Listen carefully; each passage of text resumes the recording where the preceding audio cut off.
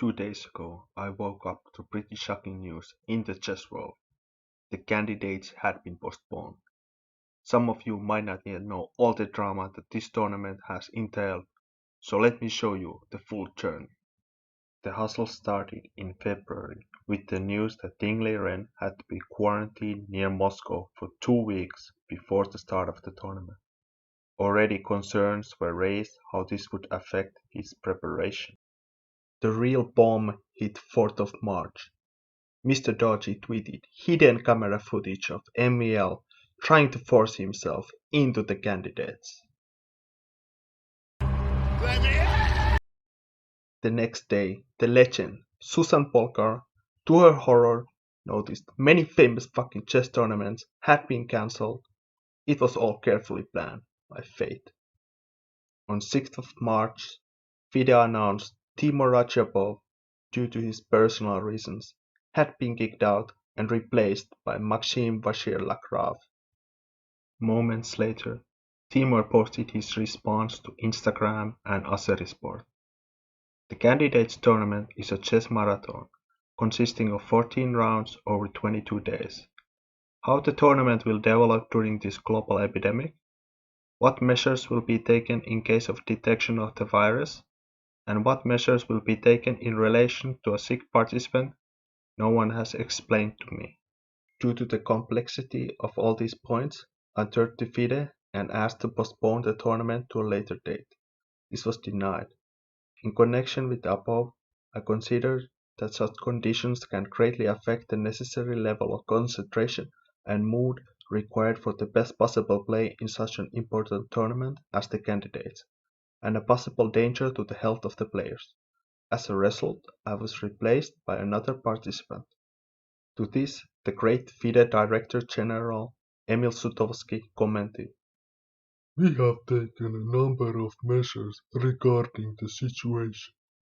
We are minimizing the contact between the players and the audience, and we will create all proper conditions in the playing hall.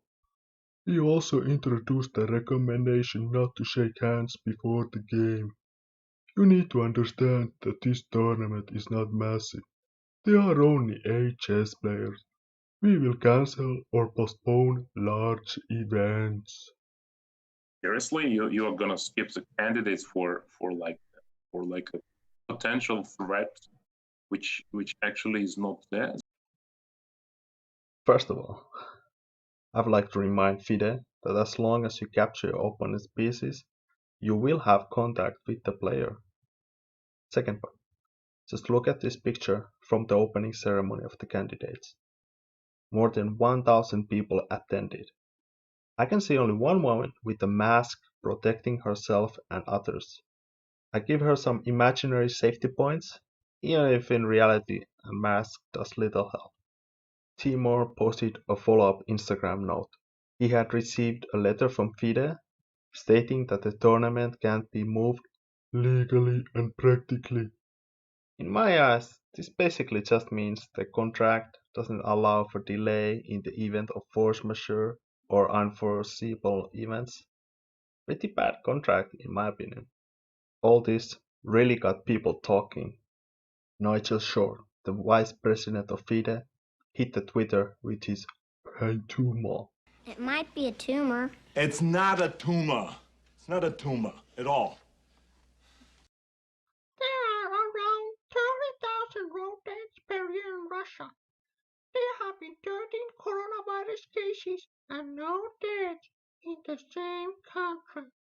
However, no one is calling on the cancellation of the 8-player FIDE candidates tournament in Yekaterinburg because of the dangers of taking attacks.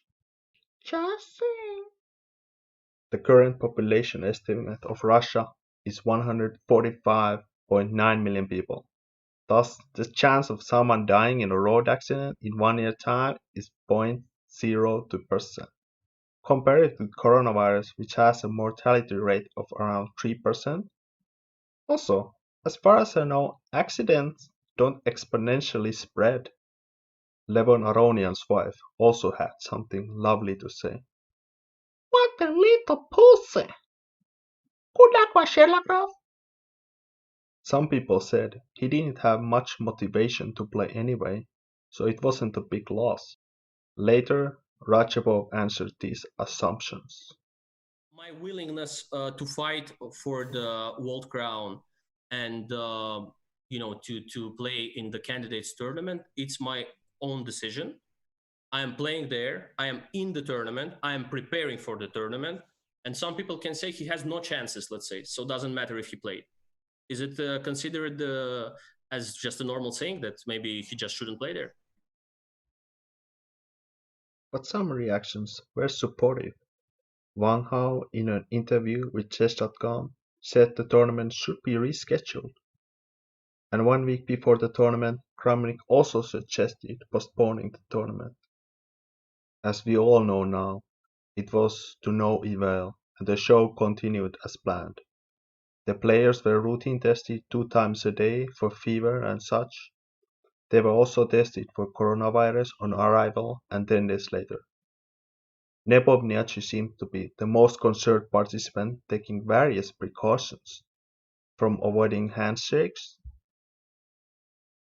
to disguising himself as a ninja.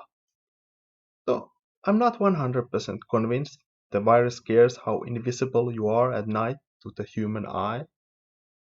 On March 26th, after 7 rounds of exciting battle between the elite players, FIDE suddenly stopped the affair. Interestingly, this was only done to guarantee players and officials passage back home and not due to health concerns.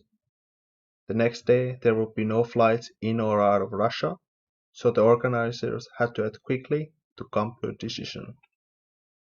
The travel routes didn't go exactly as planned, as you can see in this tweet from Caruana. When everything seemed to be lost, Twitter received a solution from an anonymous but trustworthy source. He told everyone he had hacked FBI's underground computers and uploaded this picture via a secret proxy server with great danger to himself and his family. For some reason, they decided to just wait for the plane. Even after all this, many top players still argued it was a reasonable decision to have the candidates take place. I simply can't judge the idea that it should not have started. Also, maybe I was happy to have something to watch. So there might be a selfish angle there. They had an idea, but it was sort of a lose-lose. And I think the sponsors would have been really, really upset too, because again, I think what has happened with the shutdown or everybody getting the virus is it's very much a worst-case scenario. And I don't think anyone could have envisioned this. And if you do that and you're completely wrong, I think you would look you look very silly in a way. So I can't fault them for what they did, even though in retrospect, I mean, of course they should have postponed it before it started. Teimour has a clear answer what he thinks should happen next. The tournament should be held again and he should be in it. Let's hear it from the man himself. At this point, I mean, it's to be honest, hard to discuss what would be the clearly right decision, except of letting me play in the tournament and certainly start it again, because this situation is extremely strange. Especially, I'm not sure I want to hear. He's supported by the Azerbaijan national team, who just now published an open letter. We consider that by starting the tournament and stopping it, FIDE violated the principles of the standard selection procedure in sports, because the tournament was split into parts separated by an indefinite period of time, while FIDE was dismissive of concerns about the health of the players. Therefore, it should be held responsible for its inadequate steps towards the candidates and to the entire chess community. Beyond that, we request and demand that the FIDE management returns our fellow member of the national team of Azerbaijan, GM Teimour Radjabov, into the World Championship qualifying cycle, as he suffered undeservedly in the circumstances, which could have been avoided by timely postponing the tournament until better days. FIDE President Arkady Dvorkovich's stance is clear. Half the tournament has already passed. 28 great chess games have been played, some of which will be studied and analyzed for a long time. This situation cannot be compared at all with a complete cancellation of the tournament. Teimour has made a decision, and it was his choice. We would have guaranteed him the same safety measures and medical examination as the other participants. I think both have fair points. It would be unfair to the leaders to start from scratch now. On the other hand, if the quarantine continues for months on end and they finally continue the candidates, it will really look like two separate tournaments. Overall, it's just a big and ugly mess. The best action that I can see done for Radjabov is to let him have the wildcard in the next candidates, plus maybe some monetary compensation. Future will tell us if he can get either of these. What do you think, people? Should the candidates have been cancelled a long time ago? Did FIDE treat Teimour Radjabov fairly and professionally? Should he receive some kind of apology from the World Chess Federation? Thanks for watching, and please subscribe.